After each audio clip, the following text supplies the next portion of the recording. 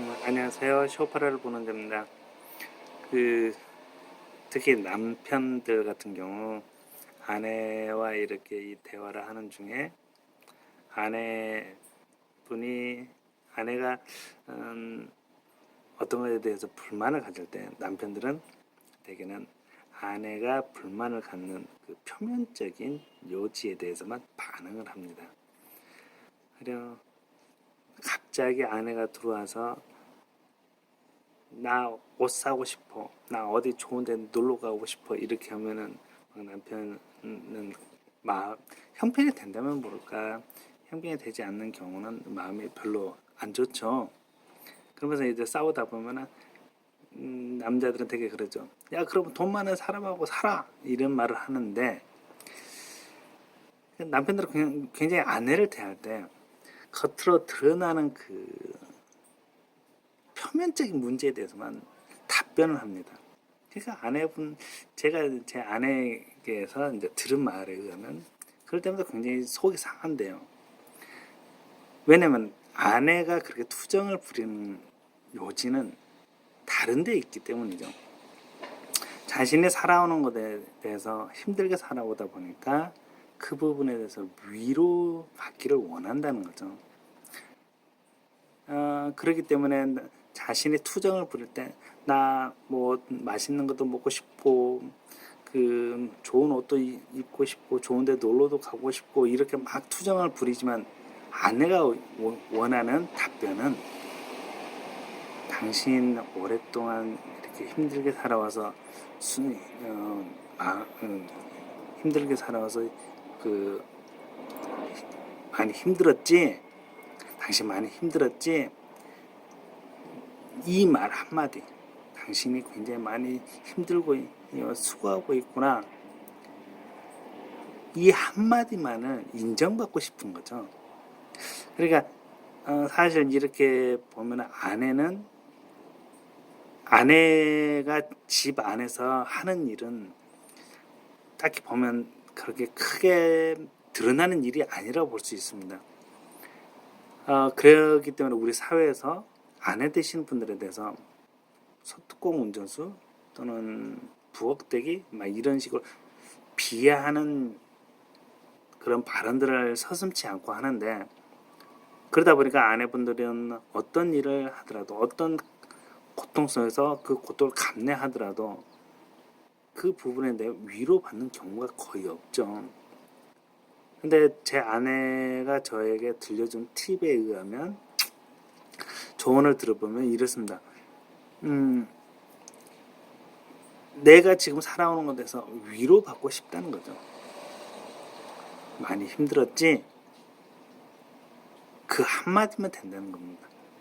그런데 남편들은 그 한마디를 못해서 아내들이 뭐 말을 할 때마다 그러면 너 돈 많은 남자하고 가서 살아. 아니면 네가 가서 돈 벌어. 이런 식으로 눈에 보이는 부분에만 대응을 하는 거죠. 그러다 보니까 어떻게 될까요?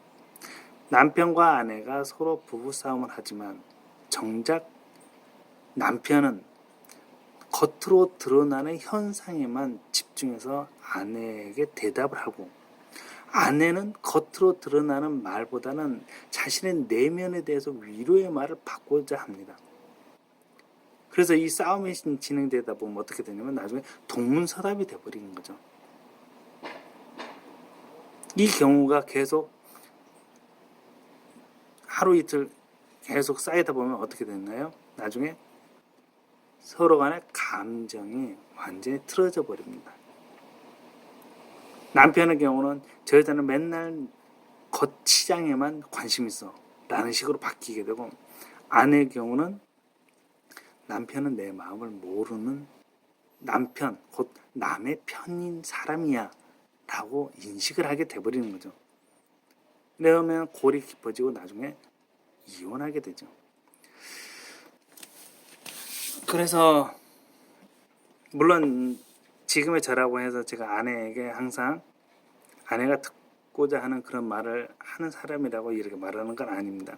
저도 지금도 뭐 아내하고 이렇게 가끔씩 언쟁을 하다 보면은 당신은 내가 원하는 그 본질이 무엇인지를 몰라 라고만 해요.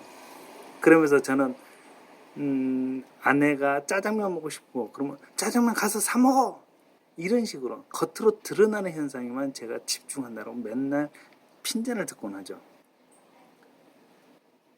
근데 희한한 게 저는 사람들에게 말을 할 때 우리는 겉으로 드러나는 현상에 집중하지 말고 문제의 본질이 무엇인지를 보라라고 이야기하거든요. 그런데도 아내하고 살아가는 중에는 아내의 마음속 그 본질을 꿰뚫지 못하고 아내의 입에서 나오는 그 겉으로 드러나는 현상에만 제가 집중하는 저를 보게 됩니다. 이게 참 나는 이 분야에 대해서 전문가다라고 생각을 하면서도 실제 생활에서는 전혀 전문가스러운 모습이 드러나지 않는다는 것을 저는 말씀드리고 싶어요. 그렇기 때문에 우리는 매 순간 나는 문제의 핵심이 무엇인가를 생각하면서 질문을 던지고 거기에 대해서 답을 얻고 있어 라고 하면서도 정작 아내에 대해서는 아내의 마음에 그 본질이 무엇인지를 모른다는 겁니다. 그래서 아내는 다이아몬드를 원하는 것도 아니고 멋진 포르쉐 자동차를 원하는 것도 아니고 어디 하와이 같은 그런 곳에 멋진 휴양지를 원하는 것도 아닌데 단지 당신이 지금 이렇게 살아오는 것에 대해서 너무 고마워, 당신 수고 많지, 이 따뜻한 말 한마디면 되는데 그 한마디를 찾지를 못하고 있다는 겁니다. 그러니까 부부 관계가 좋아질 수 있는 순간이 있음에도 불구하고 그 문제의 요지를 찾지 못하기 때문에 부부 관계를 개선하는데 너무나 힘들다는 거예요. 그러니까 특히 남자들 같은 경우 자존심이 강하죠. 아내에 대해서 나는 잘하고 있어라고 자신 있게 말하죠. 그런데 그게 어찌 보면은 자기 스스로 속고 있는 것이라 할 수 있겠습니다. 이게 비단 가정 생활에 대해서만 이러는 게 아니라 건강 문제도 마찬가지입니다. 의료 전문가를 통해서 내가 치료를 받고 있는데 혹 치료받는 분이 있다면은 의사분에게 찾아가서 한번 말씀을 나눠보십시오. 질문을 한번 해보십시오. 내 질병이 왜 생겼는지 그 질병의 원인을 아십니까? 라고. 그럼 원인을 알면 그 원인에 맞게끔 처리를 하면 금방 낫거든요. 아내가 원하는 답변을 던지면은 아내는 더 이상 짜장면을 먹고 싶어, 나 휴양지 가고 싶어, 이런 말이 안 나오는 것처럼요. 그런데 원인을 아는 질병이 거의 없습니다. 그래서 병원에서 이루어지는 치료는 대부분 뭐냐면 현상만, 몸에 나타나는 현상만을 나타나지 않도록 할 뿐입니다. 그래서 병원에서 쓰는 단어는 완전한 완치란 단어보다는 관해라는 단어를 사용합니다. 원인은 해결하지 못했지만 지금 당장 그 드러나는 현상만을 나타나지 않게끔 했다는 거죠. 가령 A와 B가 있습니다. A와 B가 다툽니다. 그러면은 A와 B가 왜 다투는지에 대해서 그들의 상황을 들어보고 그걸 해결하기보다는 다투고 있는 그 상황만 다투지 못하게 합니다. 그리고 떨어뜨려 놓습니다. 그러면 안 다툴까요? 누군가가 조금이라도 다른 곳을 쳐다보면 그 순간을 이용해서 또 다투게 되죠. 왜냐? A와 B가 다투게 된 원인은 아직 치유가 안 됐기 때문이죠. 그래서 우리는 누군가가 밉게 되면은 그 미운 사람이 하는 사소한 행동 자체가 하나하나 다 미워집니다.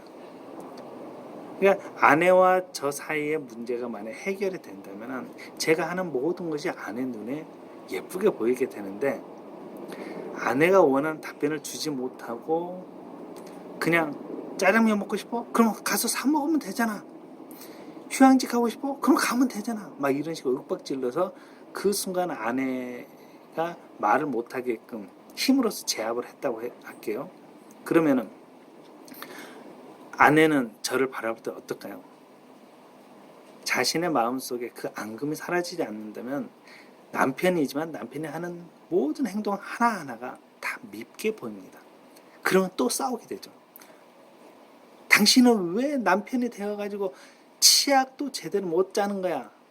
왜 다 큰 어른이 되어가지고 양말 하나 제대로 벗지 못하고 뒤집어서 벗는 거야? 이런 식의 싸움이 일어납니다. 그런데 부부 사이가 좋으면요, 아니 그럴 수 있지. 남편이 이 부분 잘못하네? 근데 내가 도와줘 버리면 되지. 라는 식으로 바뀌어 버려요. 그러니까 우리는 삶의 모든 문제에 있어서 겉으로 드러나는 문제가 아니라 그 문제의 본질이 무언가를 잘 살펴야 되는데, 그 중에 첫 번째가 부부간의 관계입니다. 그리고 또 두 번째는 건강에 관해서 치료받는 것이라 할 수 있겠어요. 아내의 그 마음의 본질을 잘 어루만지는 남편이 있다면 그는 힘을 쓰지 않아도 됩니다. 무리하게 돈을 들이지 않아도 됩니다. 강압적이지 않아도 되고 비싼 비용을 지불하지 않아도 된다는 거죠. 단지 아내의 그 마음속에 이 사람이 지금 위로받고 싶어 하는지 아니면 칭찬받고 싶어 하는지 그 부분만 보고서 칭찬해 주거나 또는 위로의 말을 던져주면 되거든요. 근데 남편들은 이걸 못하죠. 그래서 어떤 CF 선전에 그런 게 있죠. 두 연인이 앉아있는데 갑자기 여자친구가 짜증을 냅니다. 그럼 남자는 왜 짜증을 내는지 몰라요. 그 짜증을 낼 때 여자친구의 입에서 막 셀 수 없이 많은 말이 나옵니다. 근데 남자는 그 셀 수 없이 많은 흘러나오는 그 말에만 반응을 합니다. 근데 그 선전의 나레이터는 이런 말 하죠. 남자는 친구가 자신의 여자친구가 왜 이러는지 모르는데 나레이터는 정확하게 말해줍니다. 배가 고프니까. 그러니까 배가 고픈데 남자친구가 그 배고픔을 몰라주면은 여자친구는 돌아다니면서 눈에 보이는 모든 것들이 즐거운 게 아니라 오히려 짜증만 나는 거예요. 날씨가 덥다. 뭐 한다. 걷는 게 불편하다. 근데 배가 고프면은 걷는 게 너무 낭만스럽다. 햇볕이 참 따스하다. 이런 식으로 바뀐다는 거죠. 우리 삶의 문제들이 다들 그런 것 같습니다. 굉장히 사소한 것 같은데, 그러니까 우리가 본질을 찾는 데 중요한 노력이 필요하지, 본질을 해소하는 데에는 재정이나 수고가 들어가지 않는다는 겁니다. 제가 질병, 중증 근무력증에서 회복 지금 상당히 그러니까 약이나 의료적인 치료를 받지 않더라도 제가 지금 상당히 좋은 상태로 건강을 회복했는데, 내 삶에 이 중증 근무력증이 왜 찾아왔는지 그 본질을 모른 채로 제가 치료를 받았더라면, 어떤 인터넷 카페에 보니까 중증 근무력증 회원이 한 6천 명 정도가 돼요. 거기는 10년, 20년 치료를 받는 분들이 굉장히 많습니다. 저도 아마 그들 중에 한 명이 되지 않았을까 싶어요. 지금 제가 9년째 중증 근무력증의 투병 생활을 하고 있는데요. 그들은 그렇게 치료를 받고 있음에도 불구하고 그 질병에서 아직 건강을 찾지 못하고 있는데, 저는 어떤 치료도 받지 않았지만 지금 굉장히 좋아지고 있습니다. 그리고 이렇게 말하는 것도 말에 대해서 어눌했던 이 표현들이 굉장히 좋아졌고, 물체가 두 개로 보이는 이런 복시 현상에 대해서도 지금 거의 대부분 저는 물체를 하나로 보고 있습니다. 그리고 손과 발에 대해서도 근력이 상당히 회복됐고요. 이렇게 좋아지게 된 원인은 무엇일까? 그건 저는 본질을 바라보았기 때문이라고 생각합니다. 중증 근무력증이 생긴 이유는 내가 어느 한순간에 어떤 잘못된 행동을 했기 때문에 생겨나는 게 아니라 오랜 시간 동안 내가 삶의 방식이 그릇되게 살아왔기 때문에 제 몸이 서서히 망가져서 어느 한때 중증 근무력증처럼 현상으로 드러났다고 생각하거든요. 그래서 그 중증 근무력증의 원인이 무엇이냐라고 따져본다면 의학적으로는 그 원인을 찾지 못합니다. 그래서 힘이 없는 자에게는 스테로이드를 처방해서 힘을 갖게끔만 할 뿐이지 그 왜 힘이 사라졌는지 그 원인은 모릅니다. 그러니까 약발이 떨어지면 다시 또 약을 먹어야 돼요.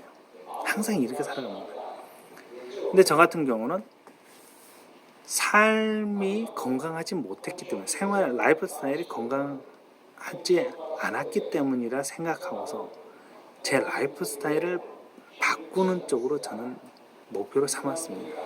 지금 9년이라는 세월이 흘러왔지만 이 과정에서 제 라이프 스타일이 상당히 많이 변했습니다. 그러다 보니까 어떻게 되냐면 그러한 부분들을 찾는 데는 시간과 노력이 걸렸지만 정작 그 부분을 해소하는 데는 비용이 거의 들지 않았다는 겁니다. 그리고 제 노력도 저는 제 생활을 바꾸는 것이었기 때문에 제 생활 자체를 제가 즐길 수만 있다면 전혀 어렵지 않았다는 겁니다. 강제적으로 어떤 수술을 하거나 침대에 누워서 몇 날 며칠 주사를 맞거나 이런 식이 아니라 제가 일상을 살아가는 그 내용 자체였기 때문에 제가 불편할 일이 전혀 없었다는 거죠. 이렇습니다. 우리가 본질을 보기 위한 과정에서만 수고가 필요하지 본질을 볼 수만 있다면 그 본질에 맞는 해답을 주는 것은 비용이 거의 들어가지 않는다는 것입니다. 아내가 저를 미워하나요? 그러면은 사사건건 미워하고 저에 대해서 반대 의견을 내세운다면 아내가 왜 그런지에 대해서 곰곰이 생각할 때 이 사람은 내가 길을 가는 걸 싫어하나? 아니면 내가 말하는 걸 싫어하나? 이렇게 보기보다는 아내가 나에게서 듣고자 하는 말은 무엇일까라고 생각의 전환을 한번 가져보십시오. 그러면은 아내가 진짜 듣고자 하는 말이 무엇인지를 우리는 알게 되고 말 한마디만 하면 됩니다. 그게 어떤 것이겠어요? 아내에게 내가 줘야 될 빚은 천냥입니다. 그런데 그 모든 것을 그래 아내의 요구를 들어주려면 천냥이라고 하는 비용을 막대한 비용을 들여야 되는데 아내의 본심을 알게 된다면은 말 한마디로 그 천냥을 드리지 않고도 아내의 요구를 들어줄 수 있다는 겁니다. 그래서 말 한마디로 천냥빚을 갚는다라는 이 속담이 저에게는 그렇게 해석이 됩니다. 아내가 저에게 투덜대면서 요구하는 게 많이 있지만 그래서 그 많은 요구를 다 들어주려면 소위 천냥빚 지금으로서는 이 천냥이라는 게 뭐 10억 100억 이런 뜻이겠죠. 그와 같이 많은 돈을 들여야 될 상황에도 불구하고 내가 아내에게 힘들지 잘했네 당신이기 때문에 할 수 있었던 거야 라는 이런 따뜻한 말 한마디 그 한마디면 아내의 그 살얼음 같은 마음이 녹아버린다는 거죠. 남자들이 해야 될 첫 번째는 그것이라고 봅니다. 가정에서 아내의 마음의 본질이 무엇인가를 찾는 것. 그리고 아픈 환자에 대해서는 내 생활 중에 건강하지 못한 라이프 스타일이 무엇인지를 그걸 찾는 거라고 저는 생각합니다. 아프신 분들이 그 건강하지 못했던 라이프 스타일을 찾는다면 그 비용을 들이지 않고도 특별히 큰 비용을 들이지 않고도 일상생활을 바꾸는 것만으로 능히 질병을 스스로 치료할 수 있다고 저는 믿습니다. 왜냐하면 저는 그렇게 살아왔고 그렇게 지금도 행하고 있기 때문이죠.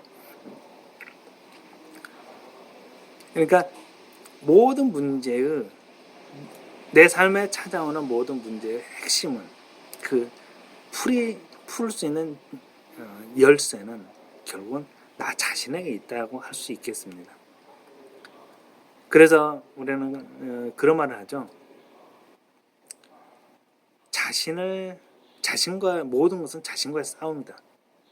자신을 이긴 자는 모든 천하를 얻은 것과 같다. 이런 말을 하는데 저는 그 말이 옳다고 봅니다.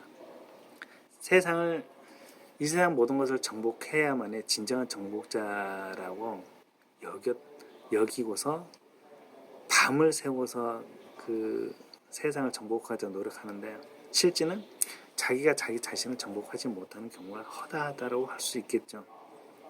근데 자기가 자기 자신을 정복하는 데는 굉장히 힘든 결단을 해야 될 필요가 있습니다. 그런데 그 결단을 하는 데 있어서는 비용이 거의 들어가지 않는다는 것입니다. 오늘을 살아가는 중에도 우리는 한 푼이라도 더 벌기 위해서 노력합니다.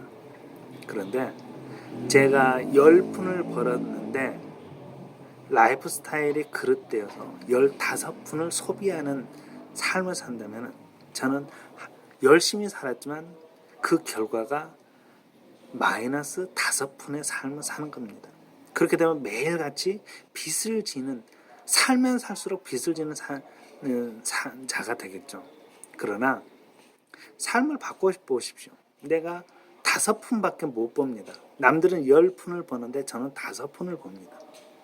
그렇지만 삶을 근검전략하게 바꿈으로 인해서 5푼을 버는 것에 대해 하루에 3푼을 또는 4푼을 사용하는 삶을 산다고 해볼게요. 남들은 15푼에 소비하는 생활인데 나는 4푼만 삽니다. 그러면 나는 하루를 살더라도 한 푼의 것을 저축할 수 있는, 내 것으로 삼을 수 있는 그러한 유익한 삶을 살게 되겠죠. 그래서 이 사람은 하루하루를 살아갈 때마다 그 삶에는 소망이 생깁니다. 내일은 2푼이 되고 그 다음날은 3푼이 되고 이렇게 매일매일 가면서 내 돈은 늘어날 거야. 그러나 소비 생활을 바꾸지 못한 자는 하루를 살 때마다 오늘은 5푼을 빚졌고 내일은 10푼을 빚졌고 그 다음날 15푼을 빚질 거야. 살면 무엇하나 이런 마음이 되겠죠. 왜냐? 살아가면 살아갈수록 빚만이 늘어나기 때문이죠. 내가 돈을 적게 벌어서 빚이 늘어날까요? 아닙니다. 이것도 문제의 본질은 남편이 적게 벌어서가 아니죠. 그리고 남편과 아내가 게으르기 때문에 적게 번다라고 하는 게 아닙니다. 직장이 나빠서요? 그것도 아니죠. 문제는 내가 버는 거에 안에서 자신의 생활을 조절해야 되는데 그러니까 자신의 수입 안에서 자신의 생활을 조절해야 됩니다. 그런데 수입을 벗어나서 생활의 규모를 정해버리면 낭비가 됩니다. 그래서 우리가 살아가는 생활 방식은 내 수입 안에서 정해져야 나의 삶이 즐겁고 빚을 지지 않는 자유로운 자의 삶을 살 수가 있습니다. 그런데 라이프 스타일을 바꾸지 않고 어떻게 하면 돈을 더 많이 벌까? 투기를 할까? 아니면 부동산을 투자할까? 이런 식으로 일확천금을 노리는 사람들이 많이 있어요. 라이프 스타일을 바꾸지 않고 일확천금을 누리려고 하는 이들이 사기꾼들에게 사기치는 첫 번째 대상이 됩니다. 왜냐? 라이프 스타일을 바꾸지 못하면 이 사고 방식이 건전하지 못하기 때문에 올바른 판단 자체가 어렵거든요. 그렇게 되면 사기꾼의 그 감언이설에 너무나 쉽게 속아버립니다. 그런데 자신이 근건 전략함으로써 어떤 규모로 살아야 될지를 명확하게 안다면, 즉 자신이 벌어들인 수입 안에서 자신의 생활을 계획할 줄 아는 사람이라면 사기꾼의 말에 의문이 가는 게 많다는 걸 알게 됩니다. 왜냐? 사기꾼의 말에는 소위 말해서 수입 안에서 그 가정의 형편을 결정하는 게 자유라는 것을 우리는 알고 있는데, 사기꾼은 수입을 떠나서도 생활의 자유를 얻을 수 있다고 말을 하거든요. 그러면 이건 말이 안 되는 거죠. 나는 100원을 버는데 1000원을 버는 사람처럼 살 수 있다? 이건 아닙니다. 이런 식으로 만약에 경제적 자유가 꿈꿔질 수 있다라고 누군가가 말한다면 그건 사기입니다. 사기꾼이고요. 내가 경제적인 자유를 꿈꿀 수 있는 것은 내가 버는 수입 안에서 그 경제적인 자유가 성취가 된다는 것을 우리는 알아야 될 것입니다. 그래서 저는 자신의 라이프 스타일을 정확하게 바라볼 수 있는 그런 눈이 있어야 된다고 보고, 그 눈은 반드시 자신의 수입 안에서 라이프 스타일을 규정하게 될 것입니다. 그래서 제가 전에 올린 그 영상 중에 법치와 자유가 서로 밸런스를 이룰 때라는 그런 내용을 보면은, 자유는 법 안에서 법이 정하는 그 둘레 안에서 자유가 있을 때 참 자유가 되지, 법을 넘어서 자유가 구현이 되면 이건 방종이 된다고 제가 설명한 바가 있습니다. 마찬가지입니다. 우리의 삶이 진정한 자유를 만끽할 수 있기 위해서는 자신의 수입 안에서 삶의 규모가 정해져야 됩니다. 그렇기 때문에 자신의 수입 안에서 삶의 규모가 정해지기 때문에 이것은 옆집과 나의 집의 생활 방식이 비교 대상이 될 수는 없다는 것입니다. 왜냐하면 옆집과 나의 수입 자체가 다르기 때문이죠. 하지만 옆집과 나의 수입이 같다면 혹 비교할 수 있겠습니다. 왜냐, 비교라는 것은 어떤 하나의 베이스를 갖게 놓고서 그 안에서 우리는 크고 작음을 나눌 수 있기 때문이죠. 사람의 키를 정한다면, 비교한다면 이렇죠. 어른과 아이를 동등한 바닥에 놓고 우리는 바닥을 일단은 같게 놓고서 크고 작음을 비교할 수 있습니다. 그런데 아이를 높은 곳에다 올려놓고 어른은 낮은 곳에 놓고 그 키를 비교한다면 이건 말이 안 되는 거죠. 마찬가지입니다. 옆집과 우리 집의 생활 스타일을 비교를 하려면요, 최소한 수입 부분은 같아야 됩니다. 수입을 같게 놓고서 라이프 스타일을 비교를 했을 때 그나마 합리적인 비교가 되지, 수입 자체가 다른데 그것을 비교를 하려고 하면은 이때는 잘못된 비교이기 때문에 잘못된 결과에서는 오로지 분쟁밖에 일어나지 않습니다. 이런 것처럼 우리는 삶의 모든 문제들이 실상은 우리가 본질이 무엇인지를 잘 모르기 때문에 일어나는 게 많습니다.